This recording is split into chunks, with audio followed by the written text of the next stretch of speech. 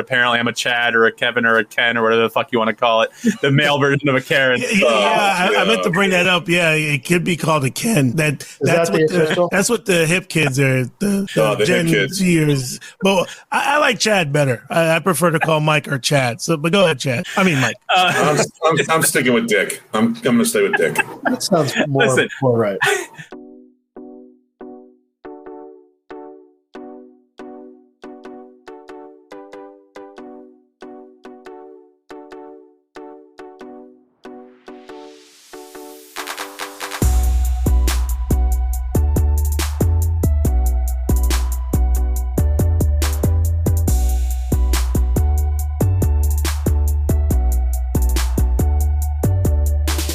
Hey everybody, this is Zeb Wells, and you're listening to The Usual Saints. Vinnie, stop with the fucking mail. I'm going to start the show. All right, God damn it. Start the fucking show already. Which is probably the most interesting thing they'll hear. Yeah. Can we go back to the male wrestling? All right, here we go. Welcome to a new episode of The Usual Saints. I'm Mike D here with Vinnie and Saint and special guest host or just guest host or whatever you want to call him. Vincent is back this week because we weren't sure if Vinnie was going to make it. But luckily, Vinnie's schedule worked. We can have the four of us. We don't need you, but hey, you're welcome. We just like to have at least three of us so we can balance each other. I don't think the two of us would work. Me and Jeremy, when we interviewed that cop, that worked okay. And I think we did one more interview. Oh, Elephant Boy. Those worked out. But we didn't have really long before or after segments because, listening to two people talk, not always the most entertaining thing. Plus, with me trying to work as producer now with all these stupid sound effects, which I'm sure I'll never use properly. But let's see. I just want to go around because I know it's, things have been going on. We've been gone shit. I don't know. I feel like it's been a week and a half, 2 weeks. I don't know. I can't even tell time anymore. I'm too fucked up. I've had a lot of shit going on personally. We'll get to that. But let's go with Vinnie. I haven't talked to you in a while. Vinnie, what's been going on with you? Yeah, I haven't been hitting a lot of episodes here either, just simply because I'm, being a caretaker for my dad, and trying to work when I can. So, in fact, I've been missing a lot of work simply because, the healthcare system isn't providing for me here up in Gwinnett County, Georgia. But other than that, just been keeping busy with that. That's what's been keeping me from doing the podcast on a regular basis. But I think we're working it out now to where I can finally have some sort of normalcy. Plus, I was moving at the time, so that took up a lot of time. But that's about it, man. Just working with Dad and making sure he's okay, and just working. They just switched my schedule. I'm working 5 p.m. to 3 a.m. now, which seems ungodly. But I just did it last night. It wasn't horrible, but I guess it's better than doing overnights or having to get up first thing in the morning and go to work. At least this way, it's like part of the day. I'd probably be up till 2:00 in the morning anyway, so I might as well get paid for it. But it wasn't too bad. When I worked nights, it was like 2 to 11, 2 to 12. It wasn't so bad. I actually like it because it's kind of my speed, although it's kind of shifted with my new job. But I don't think 5 to 3 would be so bad. I'd prefer probably something a little bit earlier than that, but you get used to it. I couldn't do mornings. It's not my thing. They changed my schedule. My schedule is now Monday through Friday, Monday, Tuesday, 3:30 a.m. to 12:30, and then day shift Wednesday, Thursday, Friday. So I have no sleep schedule. Jesus, man. I used to have. And I'm staying up tonight to watch the basketball game. So wow, I used to have a schedule somewhat like that. I worked the first 3 days of the week would be 3:30 in the morning to 1 in the afternoon, and then I would work two weekend nights, and it was just fucking ridiculous, man. I'd have like Monday. What did I work? I worked. I had Monday and Tuesday off, so I would get off at 11:30 at night on Sunday, and I'd have to be back to work on Wednesday morning at 3:30 in the morning. So it's like Monday I sleep all goddamn day. Tuesday I got to be back in bed by 8 o'clock at night. So it's like, that's a butchered schedule, man. I feel for you. I have empathy for you, man. I empathize for sure. That's a shitty schedule. Yeah, that was the schedule they told me I had to work. Vincent's schedule. Yeah, where I work now. Wow. Yeah, well, right before I quit, our former boss for me and Vincent it just came up to me one day. Hey, Mike, we're switching your schedule 3:30 or whatever it is on Monday, Tuesday, and then you get to work dayside Wednesday through Friday. Isn't that great? And I'm like, you have to add in your 2-hour drive each way. Yeah. Yeah, exactly. And that's why I told him, listen, I get it. I'm working for someone and they can do what they want with my schedule. I get that. It's shift work. It is what it is. But maybe ask. I don't know. Exactly. Consider people's lives. Exactly. Yeah. So, I mean, about that same time, as soon as I heard about that, I was I already had an interview lined up. And so I was like, I wound up taking the job. But if I didn't get switched, I'll be switching careers here in the next couple of months for sure. So for sure, you got something lined up. Yeah. I've always had a thing with cars, so I'm gonna switching industries, getting out of TV news. Nice. Yeah. Nice. I love hearing when people are getting out of TV news, man, because I fucking hate TV news. Me too. More than you, believe me. And I'm still. Mike knows, I'm sure, every single person, I've been there 7 years now, come August, every single person who's left the station willingly has had, almost could float down the street. They had such a smile on their face. Oh, absolutely. I mean, it's like a breath of fresh air. I mean, I'm sure even Mike's case is similar. Yeah. Even more. I mean, my job was a case of necessity. Of course, I needed a job, and it was paying well, and it had medical insurance. I mean, that's the only thing that's keeping me in any job now is healthcare, and it's not even great healthcare that I have now, but it's something. It's not me paying everything. It's healthcare. It's healthcare, right? It's something. So especially you get up in years as I'm getting with a birthday coming up next week. Don't forget to buy me a present. You got those are the things that are keeping me in a job, and I'll be honest with you, that's the only reason right now that I have the job that I have is because of the healthcare. I could be making probably more money if I drove DoorDash consistently enough. I could make more money than I'm making right now, but of course, no health insurance. So that's what's keeping me trapped in what I'm in now. So, and it's not news, but it's still TV broadcasting, and it's all sports. But I worked last night. Like I said, I worked 5 p.m. to 3 a.m. and I worked one baseball game, and the baseball game was 4 hours long. I mean, some of the innings were a half hour long on TV, and I was so fucking bored. I even said it out loud to myself in my pod. I am so fucking bored right now, and it's just it's the same shit. I mean, it's the thing is though, every job you get, you're gonna have a complaint about it. I mean, regardless of how good you think you got it at first, but I'm at that point now. I'm like, Jesus Christ, I got to get the fuck out of here, man. I can't take nights like this. Fucking just sitting here. I mean, watching TV, of course, I'm getting paid for it, and God bless that part of it. But man, it's brutal. I've never done commission, but this will be my first one. Wow. Just see how that goes. Yeah, absolutely. Speaking of jobs, before I jump into Sainte, I've had several. I've had a few interviews in the past few weeks, and I try not to get my hopes up because I never get the jobs when I get my hopes up, and that happened again this time. I had a job interview that I was supposedly second place. I interviewed second best for the last time it came around. Interviewed again, but with a whole bunch of new people that interviewed for the job as well, and I didn't even get that. Didn't even get any response for that. And then I just interviewed for another job that actually would have got me back into doing more video stuff, and I think I interviewed really well, and they seemed to enjoy all the questions I asked and everything like that. And then literally a day later, they called me like, hey, so just to let you know, we went with someone else, but hey, you should definitely keep looking at the website because, we'd love to have you work for us. And I'm not sure if that was something they just say to everyone or if they do, but at the same time, the thing I applied for was there's not really a lot of opportunities for video besides the job that I applied for. They gave you a blanket statement. Thank you for applying, and we hope you apply again sometime, blah, blah, blah. Yeah. Shut the fuck up. Corporate response. Yeah, exactly. So it was actually Sainte's the one who's got the gig, man. If I could go away and get on that commercial fishing boat, man, come on. And then hey, you got someone to take your place, man. Vinnie's gonna be the new. I'm not saying I can do it. There's no fucking way I could do it. But not at my age, not now, no way. But man, if I could, that would be a great gig, man, for me. I don't know how Sainte feels about doing it. Obviously, you like it because you keep doing it, and the money's good. I presume. No. I don't like it. It's the money's good, or it can be good. I mean, COVID and everything has kind of turned the fishing industry a little upside down. But I say when the money was really good, it was was really good. You could make it, but it's still, you're working on a boat, weather, sleeping in a bunk, 16 hours a day. Say again? How long are you out there for? Do you mean like my contract or like when you go out, between leaving and coming back? Oh, from dock to dock? It can go anywhere, man. It's just, something they say, we have all this technology, radar, all this stuff to find the fish, all, brand new autopilot systems. But at the end of the day, it's you put a bag in the water and you pull it up and you see what you got. So, unlucky for the guys who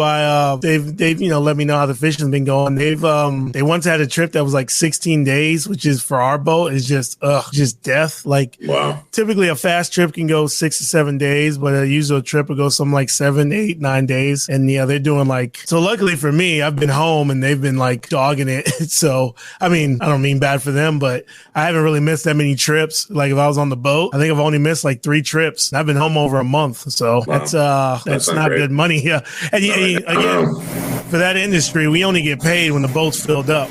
Right. If a trip takes you 6 days or it takes you 16, that's your paycheck. So 10 extra days, you're just sitting around. I mean, you get extra sleep, but you're not going to make money. So, just to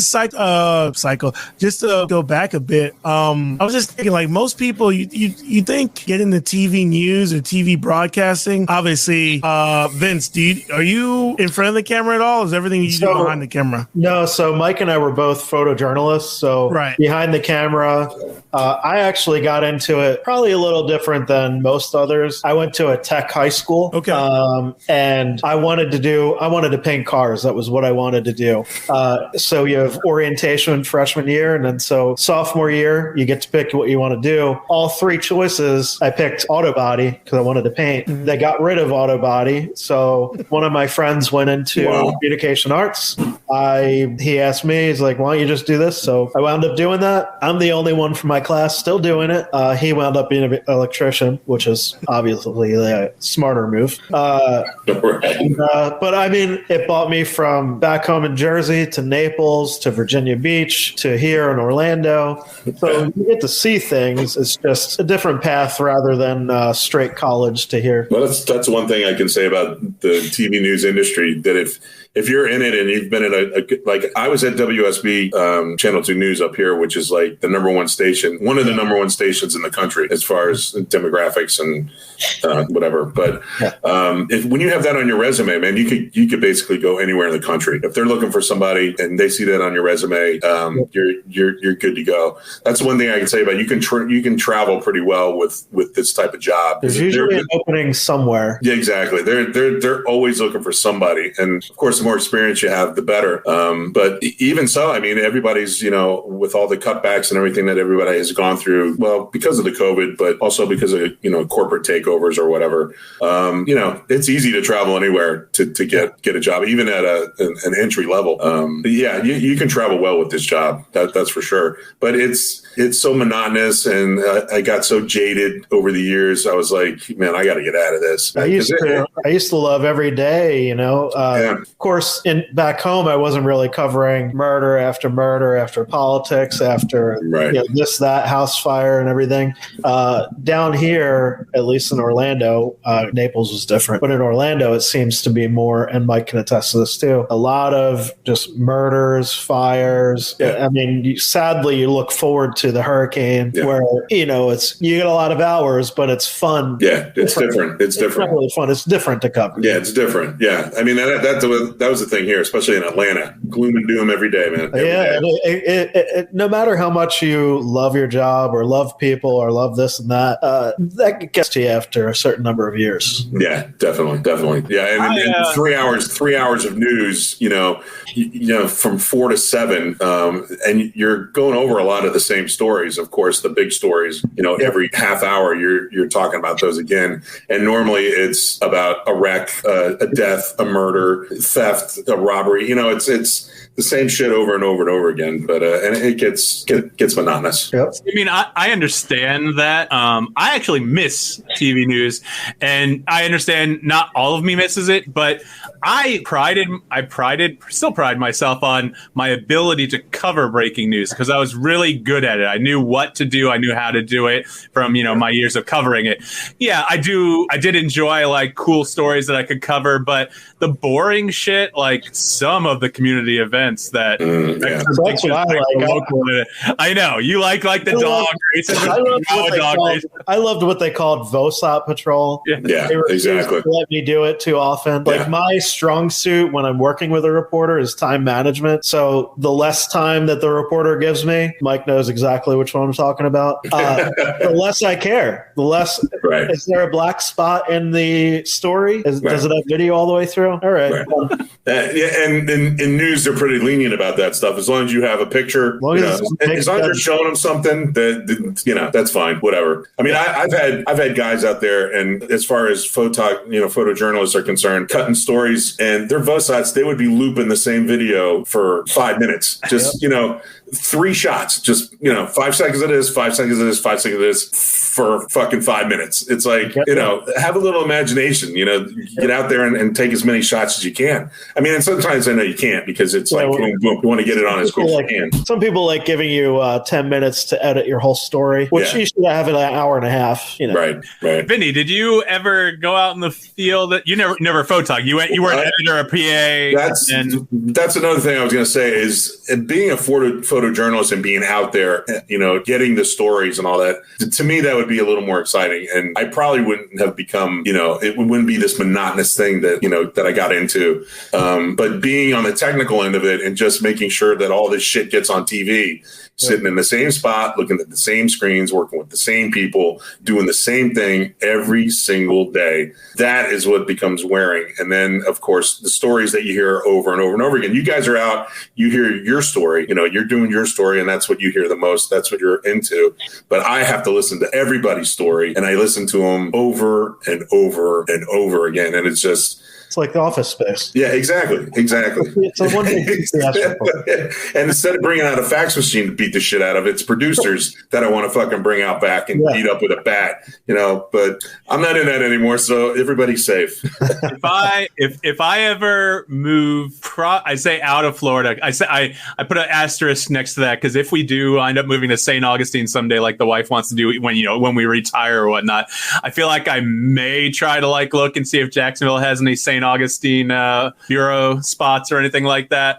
But definitely if I moved out of state, I don't know that I'd want to stay in the role that I am. I might want to try to find something closer to it because I miss it. I mean, I like computers. I like technical stuff. I love shooting video. I love making creative stuff. Yeah. To your point of the 3 shots over and over. Listen, I know you haven't been, but if you go to a breaking news scene and they want something up in 5 minutes, you might only have that shot for 1 minute. No. And I said that. I said sometimes you don't have the time to do that. But I'm talking about guys that have been on a story all day long. Yeah. No, they have no excuse. I had one guy, I swear to God, he went to this, it was just a people story. I think these girls were putting on a recital or something, and it was something special about the teacher was going on or whatever. The photog, I swear to God, did a shot. He fucking panned around one time, and that was his shot. And he was on this fucking story for 4 hours. That's what you call a filler shot. He filled the whole fucking time. That's all he did was spinning around. And it wasn't a slow pan. It was like, it was like this fast, going around, Jesus. The people were kind of a blur, and it's like, what the fuck is this? Everybody putting their arms in the air. What the fuck is this he's giving us? Anyway, but you get those guys out there that, they don't take pride in what they're, or I think he was trying to get back at him for being sent on that story or something. So, Mike, I thought you were talking about moving to New York a while back. Yeah, I mean, I was, and we were thinking about it. It's just, we didn't go that route right now. And I'm not saying that can't happen. A lot of it hinges on where my daughter goes to college, because my wife right now, her mindset is, wherever she goes, we're going. I'm like, yeah, it's probably not going to happen. We put a lot of money into this house and things like that. And, I actually put ourselves in a good spot financially. So I should have this house paid off, hopefully, fingers crossed, within 5 years. And then I can kind of, either get a second place or look at maybe buying something for investment purposes, even though she's really against that. We've never done that, and we've never been a landlord. And you hear these horror stories, even if you have someone manage the property, of people fucking things up. And I'm not really down for that. But at the same time, if it's like a guaranteed income and it basically would pay that mortgage every month, why not? Why not? Because, they say property is always the best thing to put some money into. So they're doing that back home. Yeah. So, I mean, that'd be something I would love to do. We'll see in a few years what it looks like. We'll see on episode, 957 of this, if I can say, hey, I bought a new place. Jesus. No, the point I was just trying to make was, because you figure, I don't know, maybe 20, 30, maybe 30, 40 years ago, people who got into broadcast news, local news and journalism, whether you're in front of the camera, behind the camera, whether you're photojournalists or whatnot, you'd figure most people are getting into it because, it's something they enjoy. I mean, obviously every job has its shit days. Sure. You have shitty bosses, all that shit, but I'm guessing, this industry, I mean, we went to, the glorious Connecticut School of Broadcasting. You'd figure most people trying to get into this industry is because it's something they wanted to do. And, if you got a job that, gave you health care and paid you decent, besides the normal work bullshit you have to deal with, it'd be a career that you don't want to stick into. But like you're saying, Vince, most people get out. You're saying most people leaving it are happy to leave, are excited to get out of it, Well, the latter part of what you just said is the difficult part in TV news. There's really no good or decent pay, considering the years that you put into it. Right. For me, I've been in it, I guess, like 18 years or so. I should be making in my head, and it depends on where you like. If I worked in LA, New York, Philly, I'd be at like 100K. Yeah, exactly. Exactly. And Orlando, which is like a top 20 market, you're pretty far off. Yeah. I mean, Atlanta was an 8 market, so it's pretty high up there. So the pay is definitely decent. Yeah. But I blame Mike for me being in TV news. He's the one that got me that fucking job at WPBF. Thanks a lot. I actually went to CSB to get into radio. That's why I went to CSB, and I actually got a radio gig, but the guy was paying me $8 an hour, and I was like, holy shit! And at a certain point, I was working at a paint store, the radio station, and WPBF at the same time. Wow. I had 3 jobs going, and I was still barely making ends meet because I started TV. None of the jobs were paying that well.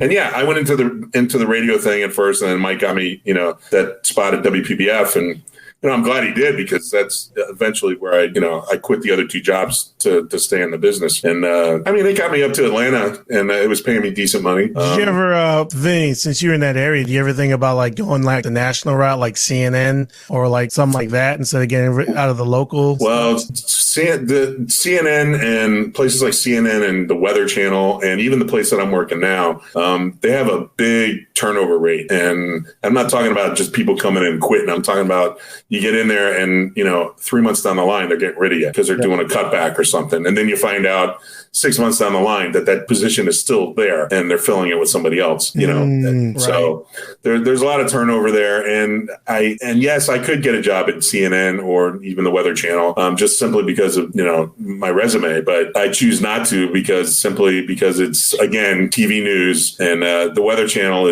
I heard was atrocious to work for. So because all those liberals all those liberals work there and cause those hurricanes. Yes. All the liberals. There's a lot of turnover at the Weather Channel for sure. Yeah, absolutely. That's it's crazy. I mean, you would never think that, but I suppose it's just the marketplace and the business. People just trying to get in, and probably easier to fire somebody and hire the next guy coming up on cheap. Yeah, and I agree with what you said earlier, saying about people getting into this business simply because they were passionate about it. Especially on the journalistic end of it, not so much the technical end. But I mean, I'm thinking back in the day, the people did do that for because they were passionate about the news and wanted to broadcast it legitimately. But as far as with so many outlets now and so many people being able to broadcast news, you can get news from anywhere, man. I don't think it's as respected a job as it used to be. I'll say this: when I first started in TV news, it would have been unheard of to use anyone's, and now you would call it cell phone video, but camcorder video. Right. Back then, you would get laughed out of your TV station. Now it's like, give me any video you have. We're going to use that first. Yeah. It's completely changed. I mean, the reporters out in the field, I mean, where I was working, I'm sure you guys know about it too. You know, we were taking shots off of their iPhones, using Live View, going through the Live View app on their phones. Oh, and your camera's not working? You can't get a shot? Let's do your iPhone, so they're do you think that was just, there's a few things that play there. Do you think that's just because the way the fast pace of the business? Do you think it is the main reason is because they just realized maybe the consumer, the customer didn't really care that much? Or do you think it's just that maybe iPhone technology got good enough to where, now the camera on your iPhone camera is better than... Yes.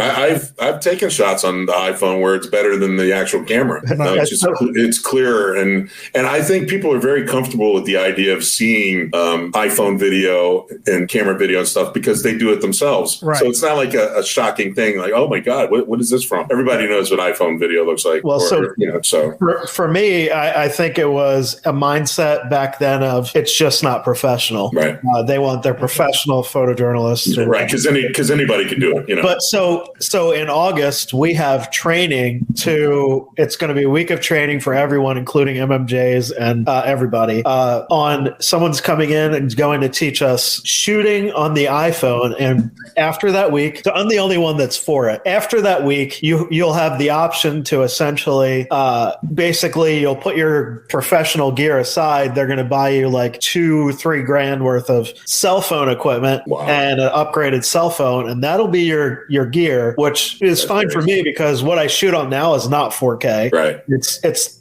big and it's nice looking and it's professional looking, and it's good for hurricanes. But absolutely. One of their rationale is you go up to someone with a cell phone, they're not going to be afraid to talk. Right. You go up to someone with a giant camera and a microphone. So depending on what they give you, it can easily be far better quality. I no doubt in my mind. And you can get nice shots with it. Yeah. And I think it's a matter of mobility as well. But it's really TV news. Yeah. And it's all about your mobility, being able to get somewhere real quick and get set up. You don't have to, it's not a big setup. You turn your phone on, you point it, and you go, so time is money as far as broadcasting is concerned, Oh, yeah. And everybody's doing it. That's another thing. That's another reason why it's going that way is because everybody is doing it. Every news station is going this route. And, everything's becoming digital now. And, so there's also a lot of people that are going to be getting, and I can't comment on air, obviously, but a lot of people are going to be switching to MMJs, which is for Sainte. I don't know do you know what an MMJ is? No, I don't know what an MMJ is. So it's a reporter that shoots and edits. Okay. Like a one-man band. A multimedia journalist. That's what you mean? Yeah. So they get paid they get paid a lot less than they should for what they do. But a lot of them are going to be switching to mostly or all MMJs, and photojournalists are essentially in a couple of years going to be a thing of the past. Just because why hire two people when you can hire one person for a person and a half salary? Right. That's why they've been teaching a lot of the reporters where I used to work, to be a one-man band, to be able to set up their shot, do their live shot, edit their stuff. One-man band is an MMJ. Yeah, same thing. Yeah, same thing. Yeah. It's going that route. I mean, you're saving money, getting rid of your photog, or if the photog if something else is going on, the photog can go get those shots or whatever, while the reporter is doing his own thing, on the story that he's on. So, I mean, there's benefits to it, of course, but a lot of people, I can see photogs not being too happy about it, but no. I think it's garbage. I think it's garbage. I'm sorry. That's one of the reasons, I think it would be difficult for me to get back into it if I wanted, because like he said, everyone is switching to MMJs, but when you hire an MMJ, they have to do everything for their story. So if they are doing one thing and you have a shop that's basically all MMJs and you need someone else to go get the other fucking thing, who's going to go get that? You know what I mean? You can't just break them off to go send them there to get it. I think there's going to be a limited amount of photogs, and I understand them saving money. There's not going to be an emphasis on like really nice shooting. It's just going to be a lot of people, a lot of footage and everything. And I feel like most stations these days don't care about the quality. Not so much. Content, exactly. And that's kind of like where I was trying to lead to. I was like, do you think the consumer, which ultimately goes out to, it's like Vinnie was saying, if they're so used to seeing, people on their phones, they're seeing TikToks, they're seeing Instagram videos, if people are just used to that iPhone look, stations now are just saying, well, we can just use that, and it's forget about the quality, just content, get us something, keep pumping it. Right. I do agree with Mike. I do think it's a lack of quality. Like a big budget Hollywood picture, you would never be like, okay, we're not going to have a cinematographer, we're not going to have an audio guy, we're going to have the director do all. You would never do that. But for local news, that's absolutely. A lot of the younger people these days, and I'd say by younger people, probably 30 and below, they mostly get all their stuff online anyway. I mean, who's watching TV news? Right. There's nobody sitting in front of the TV, putting on, whatever the local news station is to catch their news. Plus they're only they're only looking at it for about 5 minutes. Unless it's a thing like Pulse or something. Yeah, they really don't. Right. I'm just doing a bunch of sound effects. That was a television, a cell phone vibrating on a television. See, Sainte, you missed it. Shut up.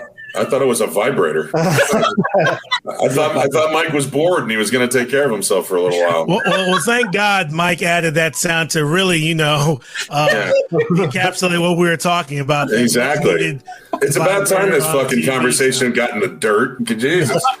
I'm just playing with the sound effects I just got, guys. I'm tired of talking about intangible things. Let's talk about something like farts or something. Let's change it up. All right. Hey, let's take a quick break because it's a long first segment. We'll be right back. You listen to the Usual Saints. Maybe we'll have some different sound effects for it. Oh, beautiful. Actually, I'm going to go fill up my water, but I'll be right back. Hey, I can give you a sound effect, but you'd be looking at my ass when I give it to you. That's fine. That'll be entertaining.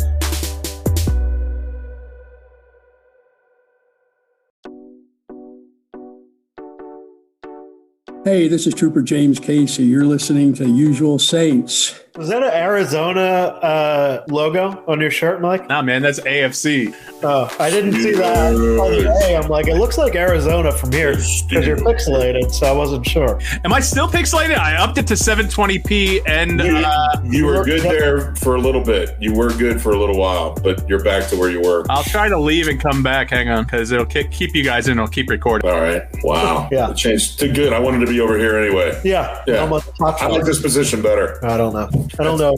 I don't know. About the same. Jesus Christ. What are you using? Your iPhone? No, motherfucker. I'm using my Logitech Stream Cam. What are you using? An Android? You must be using a Droid. No, you son of a bitch. I got a Logitech Stream Cam, I just said. Oh, Logitech. I got one of those too. Well, Comcast wants more money out of you. Jesus, man. You have to upgrade to the HD. Are you getting the 500 megabytes or whatever the fuck they? It's 1 gig. 1 gig? Oh, well, that's good. 1 gig. That's huge. You should be getting better than that, man. Holy shit, 1 gig. I'm only on 500. I hate Comcast. I want fiber, Google Fiber or Verizon, but can't get it. AT&T Fiber is allegedly around here, but I don't even know if I trust them because that's what I got. I got DirecTV through AT&T. So BIOS is pretty good. At least it was back home. Yeah, but they don't have. I mean, Comcast has a stranglehold on it down here. So as long as I'm down here, I'm kind of stuck. Comcast is the same as Xfinity, right? Yeah. Is that the same thing? Yeah. Xfinity is their wireless side. No, the wireless stuff. Right. And my in-laws were in a car accident. Are they okay? I guess my wife left to go. She said that she doesn't need me. That's because my daughter was saying that Nana and Papa were in a car accident. I'm like, what the fuck? And I'm like looking at my phone because she calls both. If you have to go, I know. But my wife said no. That she said my dad or her dad was okay, and her mom was going to the hospital, but they don't think it's anything. I told her to let me know, and I'll drop just it. To check her out. They'll probably just check her out. Yeah. Well, that's good. I'm glad nobody's seriously injured. Yeah. Injured? What I missed? Oh shit. Oh yeah. No, I was telling them, my daughter texted me and said Nana and Papa were in a car accident and Mommy's going to see them, and I'm like, I'm not sure if she's talking about my parents or her parents, and so I figured out that it's my wife's parents, and it doesn't seem horrible. I told her to let me know, and I can leave, and you three can do it, but we'll see. I was about to say something really bad. That was my wife's parents. Oh, never. Yeah. Hit me after the podcast. Yeah, it's all good. I'm good. I'll see you at the funeral. Jesus. And with that, welcome back to Usual Saints. Vinnie's line right there is going to be kept in for posterity. All right, let's see. Yeah, no, I like you guys mentioned, I just got these little sound effects from Adobe for free. Yeah, I'm not Fred Norris, sorry, but I'm working. I'm just seeing what there is, little things to play around with. I still have to get it figured out. Anything cool? Not really. Like Three Stooges? No, laughing giggle or something like that. So sounds like a bunch of kids laughing. I had. Wow, is that a wet fart or somebody getting electrocuted? I think it was a fart. So I have to figure out how to get it to be better than it is. I have to figure out if I have to up the volume. That's a pirate to figure it out. Every time I do an Irish impersonation, that's what it turns into, a pirate. Actually, most of my impersonations turn into a pirate eventually. I get I'll get a sentence out that sounds right, and then right to pirate. You're Irish. Yeah, exactly, Irish. So I'm just playing around. Let's see, Saint. I know we talked to you a little bit. Do you have anything to touch on before we jump into the topic list? What we really kind of sidetracked, which is fine because that's what we do. We sidetracked into TV news, which I love talking about because I love it, but it is kind of getting fucked up now, and I think it's a dying breed. I think it's just going to be MMJs and a news director eventually, and that's basically all it's going to be. And they get paid less than photojournalists in most cases, from what I remember hearing. And that's just a thing. They're getting paid slightly less than we were. How is that? They're doing more than twice as much as we do. Hey, that's it though. You're getting the young people coming out of school, looking for a job, doing what they like to do, and boom, that's it. The problem is that someone is willing to be paid that amount of salary to do twice as much work. Right. Well, yeah. Exactly. For a lot of people, it's just, hey, let me get my foot in the door. And, you know, when you're young, you always assume, hey, this is just a stepping stone. I'm going to, I'm going to be Anderson Cooper in 10 years. So I'll just do this for right now. And 35 years later, they're doing a podcast with three other guys talking about how shitty their job was. There you go. Yeah. I'm not too far behind you. Or working on a fishing boat. At least you got some sort of adventure going on. Yeah. Again, every guy that comes up, we go, if you want an adventure, man, go hiking. If you come join the Navy, you come here to work. You ain't come here for an adventure. That's true. You might see a whale or two on, when we're out of fish. But other than that, I just got back from New Orleans. Took my first vacation to the Big Easy, baby. Big Easy. It was good. Actually, I'll say this. Next time, we were kind of freewheeling a little bit. We had a few things planned that we did. We did a food tour of the French Quarter, where you do a walking tour, and then you go to I think we had 7 or 8 stops, and each place had a little sample of what their food was. That was pretty cool. But we got there Monday, stayed right in the French Quarter. Hotel was nice. No pubes. That one's no pubes in the bathtub. That's for Mike. Nice. We're gonna touch on that too, because I got a whole thing. I don't know if you guys followed it on the Twitter or the Instagram. The fucking choice hotels won't leave me alone about it, but we'll get about it after 6. Jesus, I'd like to hear about that. Yeah. So I stayed at the Wyndham in the French Quarter. Yeah, the Wyndham. Yeah, sure. Very nice. Right in the heart of everything. Easy walking distance. The only issue is we got there Monday night, so we were there Monday, Tuesday, Wednesday, and then we left Thursday. And what we didn't know is most of New Orleans shuts down on Tuesdays, kind of Wednesdays, and everything starts jumping back up on Thursday. So it's Thursday Thursday, Friday, Saturday, Sunday. That's when everything's open, you know, all the tours, everything. Lucky for us, it wasn't that crowded. We hit Bourbon Street only like 1 or 2 times. I'm sad to say, I think I've maybe aged out. If I'm not DJing, if I'm not getting paid, I've kind of aged out. Oh, froze up. Even our guide was kind of like, yeah, Bourbon Street's kind of turned into the dude, bro. Let's just get wasted and piss and vomit in the street kind of vibe to it. So yeah, me and the wife were like, okay. But the rest of it, you know, we heard a lot of great music. Food was excellent, man. Actually, since I've been back, I'm back to low carb diet. So I put on 5 pounds New Orleans, and I'm down 6 just doing the low carb the few days I've been back. But yeah, the food was great. I mean, we hit a bunch of restaurants, Ruby Slipper, I can't remember all the names, but yeah, we hit a bunch of restaurants, beignets, which I can I've never been to New Orleans because I'm allergic to seafood, so I just think seafood down there, and I'm like, am I just going to waste my time? Right. No. Beautiful. Well, you got bars. I mean, you got other shit you can eat. Again, some of it's like the fresh crawfish. Yeah. Like me, like I don't do well with shellfish, but I keep tempting it because I like shellfish, but I eat too much. I don't know. Doctor said it's one of those things where some people, you just get older and you start having reactions. You get the gout. Yeah, I used to eat seafood all the time. Now I'm allergic to shellfish, shrimp, crab, lobster. If I eat just even the smell, it starts making me nauseous. The shrimp gumbo. My wife had like a shrimp something po' boy there that was amazing. I took one bite, it was great, and I tried to take another bite, and I was like, about to get. I'm done. Wow. But alligator po' boys. But there's I definitely, at least once in your life, I'd say go. Yeah. There's tons of things to do. Just the culture, just walking around, you can feel like I'm a big history buff too. So and luckily our guide, she was very knowledgeable on New Orleans. It teaches the difference between a Creole and a Cajun. Teach you, you know, a little history of the wars. You know, luckily she was like, and I could tell she was like, okay, I know some people feel uncomfortable, but she's like, yes, like a lot of the history here have to do with enslaved people, a lot of the things that happened. So she didn't, you know, avoid it. But I could also tell she didn't want to get too deep into it because I know some people, it makes, for whatever reason, knowing real actual history makes people uncomfortable. Was she a white girl? Yes, white lady. Actually, she was from New York and had lived in Pittsburgh for 10 years. I guess she was an actress. I could see how a white tour guy would have a problem talking about slavery. You know? Well, actually, no, like, because then, like, it was like a 3.5 hour walking tour. So as we're going along, she was like, thank God, you know, it was us and another couple. And as we were walking, she would just talk to me and my wife, me and Ashley, and then this other couple.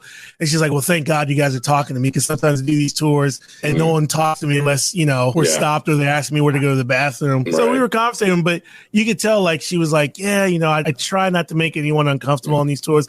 It was more like, I'm guessing some people who go on the tour, they just want, hey, tell me about the food in New Orleans, all that, leave all that slavery, and because a lot of the food and stuff from there was invented by enslaved people. By slaves, like, sure. Cafe Du Monde, or I had it all written down and I took all the pictures, but you know, one of it was an enslaved woman who came up with this coffee and eventually bought her family's freedom, and you know, eventually created it. But you could tell, like, a lot of people just don't want to get into that stuff. But I found it fascinating, just the history, the culture. Wish I went, you know, next time we'll probably go there maybe Wednesday. Like I said, Wednesday things pick up, but Thursday, Friday, Saturday is when everything, you know, and Sunday too is kind of like the kind of wind down. But Monday, Tuesday, I think basically half the things are closed. Like even the museums, the shops.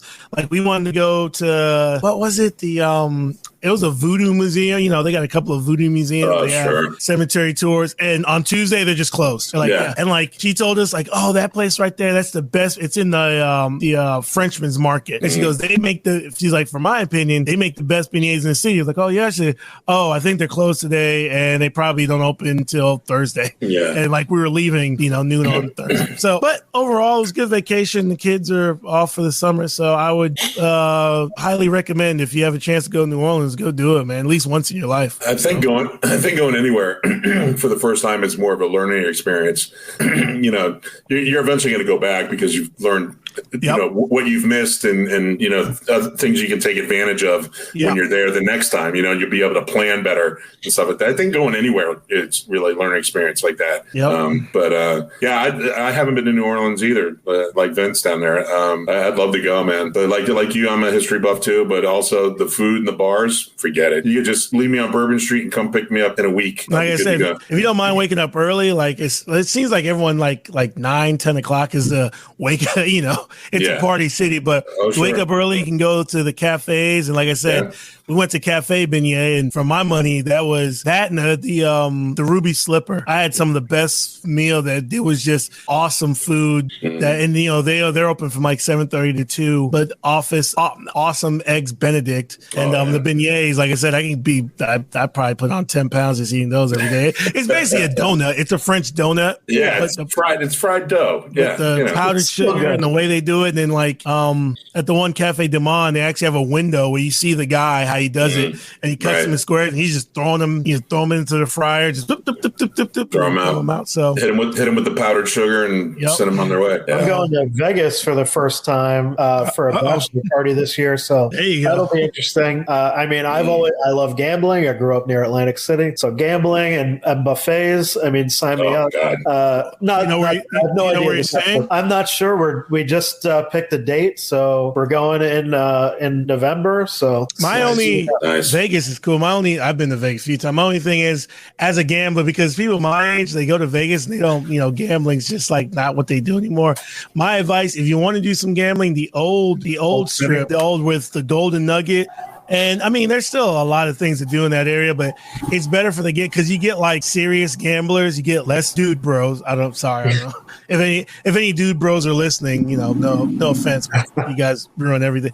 But yeah, the old Vegas has, better gambling, more what I'd call professional people who know what they're doing when they're gambling. You sit at a blackjack table, a guy knows what the fuck he's doing. He's not. You would hope so. He's not hitting on a 16 when the dealer's showing 6. You know what I'm saying? Stupid shit like that. So if you want to do more laid back gambling type, but then the strip now is all like clubs, bars. Yeah. Right. I'm trying to see what things he might be interested in. I'm not the best man, so I don't really know what they have planned. I'd like to stay at New York, just because they have delis in there and the rides on the roof, everything like that. But as long as I get to some sort of gambling and buffet, I'm happy. Right. I've been to New Orleans during Hurricane Matthew in 2017. We just wanted to go there for a day trip, but never been to Vegas. So I just wanted to jump in with my thoughts. Yeah. Did you drive across that lake there, Saint, when you were headed to New Orleans? Is it Lake Pontchartrain, the bridge?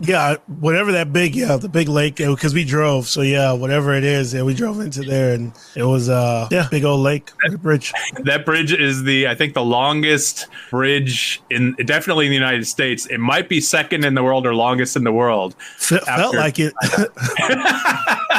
I wanted to go over it just for the fuck of it. It's only 6 feet deep water, but I wanted the experience to say, I drove over the bridge. All we did was we went to, we brought our dog. We just wanted to get out of Mississippi because we were staying there during Hurricane, I think Matthew or Maria or one of those M's that keeps fucking us up.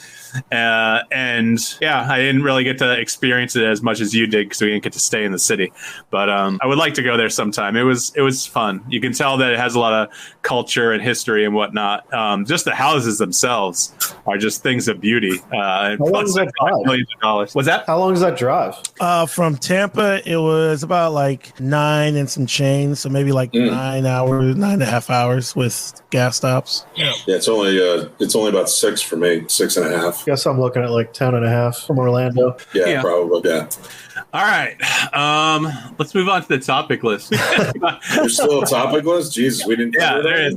Well, Vince wanted to make sure we cover all the political stuff. No, I did not. I thought you said you had something to tell him after his story. Wait, So what's going on with your hotel? And let's have an All right. So Vince doesn't know because he wasn't on the show, and I'm sure he doesn't listen to the show when he's on it. But anyway, listen to the show. Good. I stayed at the Villa Victor Hotel in St. Augustine, which I had stayed at in 2019, and I loved it in 2019. We stayed there this time just for our stay for 2 nights, 3 days, and we get there, and the first thing we see when we go in the room is in the shower. There's just like not a big mess or something, but a few in a clump of pubes just sitting in the shower. So what the fuck, man? Sounds like a quality place. Wow. So I was under the impression it was the last room available because the lady said that we weren't able to check in early or anything like that. And it was a handicapped room and my wife booked it. So I'm like, whatever, we'll just deal with it. She took a shower. She washed it down the drain. I did put it on social media because, I wanted to be like, hey, this is not cool. Fuck that. And Choice Hotels immediately responded, the next day, or not, I say immediately, it was like the next day or something. They responded, gave me points. I went and emailed their executive board. Apparently I'm a Chad or a Kevin or a Ken or whatever the fuck you want to call it. The male version of a Karen. I meant to bring that up. Yeah, it could be called a Ken. That's what the hip kids are. The Gen Zers. But I like Chad better. I prefer to call Mike or Chad. So, but go ahead, Chad. I mean Mike. I'm sticking with Dick. I'm going to stay with Dick. That sounds more right. I just think that it's fucked up. And so what happened was I messaged them, and they let the hotel know because the hotel's a franchise. So while I'm communicating with the people, the Choice Hotels on DM on Twitter, someone from a 904 area code, which is St. Augustine, calls me, and I'm like, hello. And it was some lady. I couldn't tell if it was a lady I dealt with at the front desk or someone else because she said her name once. And then she basically said, oh, so I'm calling about this thing, that we're hearing from corporate happened at the hotel. I'm like, yeah, what about it? And she's like, well, I wanted to talk to you about it. I'm like, okay. Like, I'm letting her lead the way, right? And so she goes, well, first about this shower curtain and shower rod, because we were in the handicapped room and they didn't have a shower curtain, shower rod. And so they said, that's Choice Hotels policy. That's not our policy. I'm like, all right, whatever. It just was messy because the whole fucking floor in the bathroom was soaking wet and we were slipping and whatnot. But whatever you guys want to do, we got towels. It's fine. And she's like, and then on to the more disturbing thing. I said, yeah. She's like, the pubic hair that was on the shower floor. I'm like, yeah. She's like, did you tell anyone at the hotel about that? I'm like, no. I said, why would I? And she said, well, because that, I think you're lying about that. You're a liar. I'm like, whoa. Yeah. And I'm like, what's your name again? And she said, I already told you my name. And I'm like, I'm like, well, I'm not lying about that. I have no reason to lie about that. It actually happened. And I posted it as soon as it happened. And she's like, well, you're a liar. And I'm like, and you're a fucking cunt. And then I hung up on her. Nice. So you're going to get, wow. All right. So I emailed because the people on the DM were unwilling to give me the franchise owner's contact information. They're telling me to contact the Chamber of Commerce. And of course, whoever bought the franchise in 2019 hasn't registered with the Chamber of Commerce since 2019. So I don't have that information. So I emailed their executive board, which is why they're calling me a Chad, and they responded and they claim they're taking care of it. They gave me an extra 6,000 points. So I have 16,000 points just from this incident because of their lack of customer service and calling me a liar and everything. But my bigger thing was, I don't want these points. I don't want money back. I want them to fucking deal with this bitch that called me a liar. Like, fuck her. That's what I'm saying. See? Get fired. She should definitely get fired. Everyone's on the same page with me, Sainte. If she's calling you just to tell you that you're a liar, yeah, I mean, exactly. She will have that recorded so you could send it to them. I know. Well, no, I'm saying obviously she took it to the next level. Yeah. She's gonna get on the phone. Like, you called me, and now you want to fucking accuse me of doing some shit. Yeah, she's definitely taking it personally. Just the fact, the executive board thing is just a mic. Oh, I know what to do. Like, your executive board, like.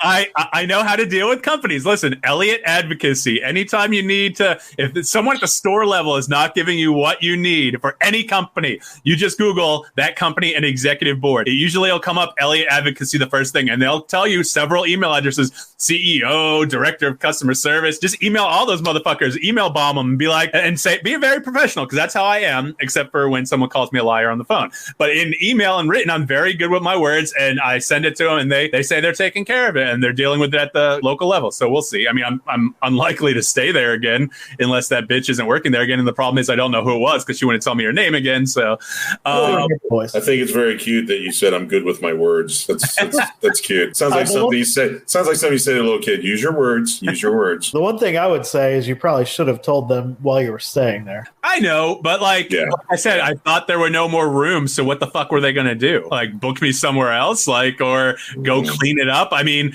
literally, my wife hopped in the shower and just washed it down the drain. I mean, yeah, it's gross, but it wasn't a huge deal. I put it on social media because I'm like, this isn't like great. You took a picture of it? Yeah, I took a picture. It's on the social media. It's on the Usual Saints social media too. That's what I was getting to. So go ahead. You know why that lady called you about those pubic hairs? Because they were hers.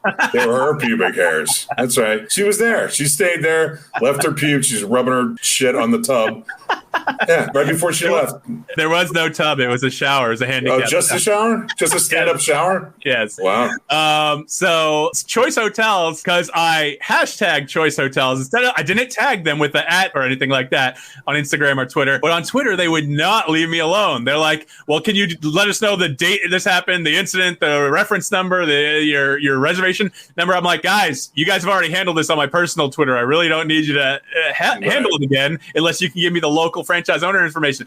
And it's like, I don't, and again, I'm bad about this because if someone's not understanding what I'm saying, whether on the phone, you can tell because, not to sound discriminatory, but you can tell when someone's from a different country because they have some sort of accent or whatnot. Like, and you ask for a U.S. representative, they connect you with a U.S. representative. On Twitter, you can't tell because it's words. I say, you can laugh.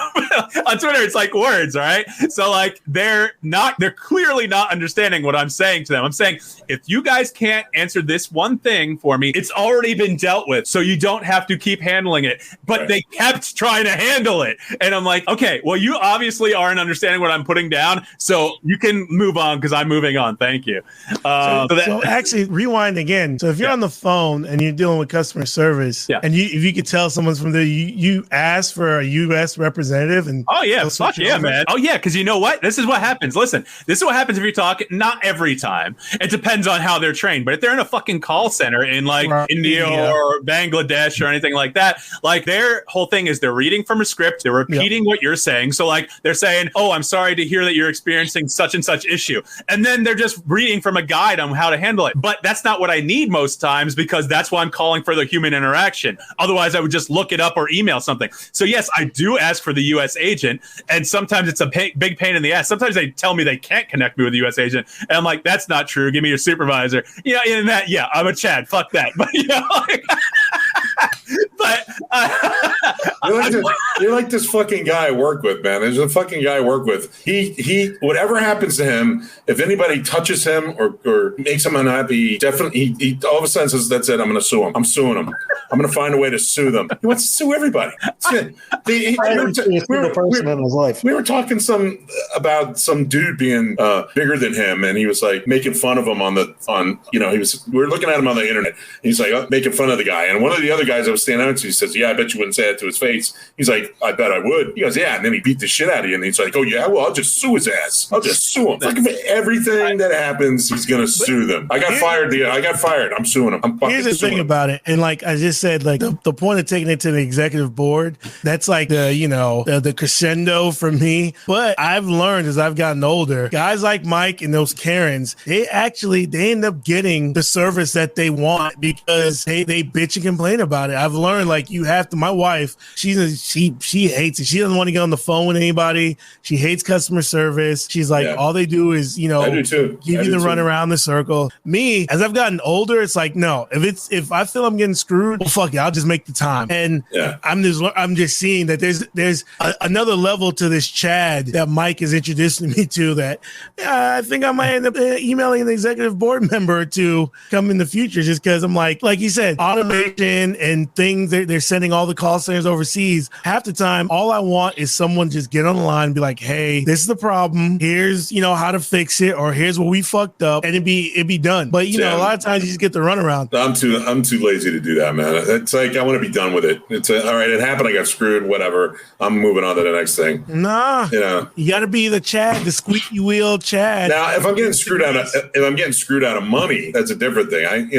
If somebody's hit me up for money, then I'll look into it. But if it's just somebody me rub their dick on the fucking shower curtain, I don't give a shit because I'm gonna do it too. I'm just pissed off because they did it first. So there you go. All right. So listen, I want to go back to Vinny's point first of all. So like litigiousness, that's never been my thing. I never threatened to sue anyone. I've sometimes I like to fight someone, but I never threaten people or do anything like that. Yeah. I've been in one lawsuit, and that was from the car accident in 2018 where a fucking car got totaled by the semi, and that I just learned that through that whole process that's just a way to fuck someone else over because this guy had semi insurance that was only like $750,000. That was his max for the 3 vehicles that he fucked up, the 3 families' lives that he fucked up. So we wound up getting, I don't know, it was like somewhere close to $200,000, but of course the lawyer takes 30% of it, and it's just that's a valid situation. Yeah. I'm talking about a guy who fucking somebody bumps into him and he fucking wants to sue them. He's talking about getting $200,000 for that pube in the shade. Now, if that were to take place, yeah, all right. I'm getting Chad tattooed on the fucking forehead. You'd have a new career on your hands. That's right. I'll take $200,000 for that pube, but otherwise, like I said, I was just washing it down the drain and trying not to do much about it. I just want to bring. You know what it is? You know what it is with me? I don't like dealing with fucking idiots. You know what I mean? And it just I'll get more pissed off, about the situation than the person I'm trying to deal with. I just don't like dealing with idiots. So I just, it's done. It's over with. I move on. I get where you're coming from, and if you're getting results from that, that's great. But as far as I'm concerned, I don't want to talk to more stupid fucking people like that bitch you talked to. I'd be on my way to St. Augustine right now to find that bitch because that's just the way I am. I mean, I get I go above and beyond. I get emotional about it, and it goes to another level. So I just as soon not let that take place and just she wasn't fired. Yeah, exactly, and that's what pisses me off even more. That even though I complain about that, I know she's going to have her job tomorrow because the people that she talks with at the next level are going to be like, don't worry about it. We'll take care of it. Just go back to work. We'll see you tomorrow. Don't call people liars. Okay, move on. That's it.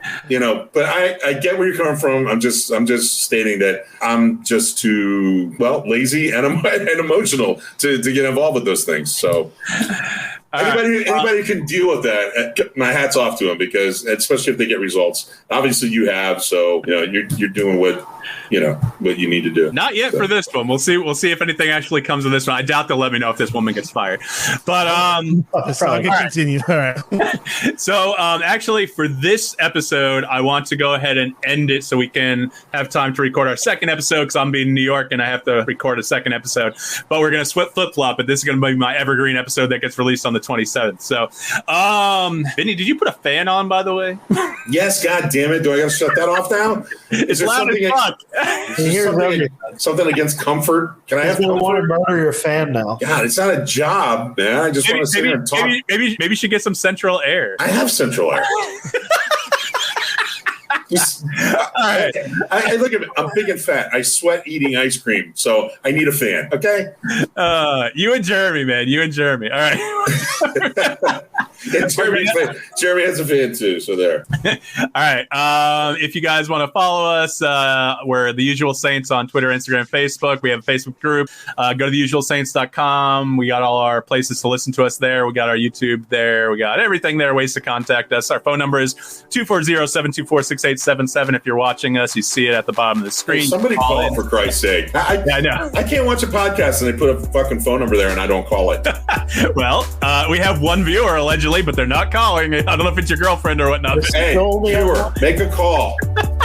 Come on. All right, listen, we're gonna end this episode, and then we'll be back with a new episode next week. So for Vincent, Saint, and Vinny, I'm Mike D saying thanks for listening to The Usual Saints. Peace.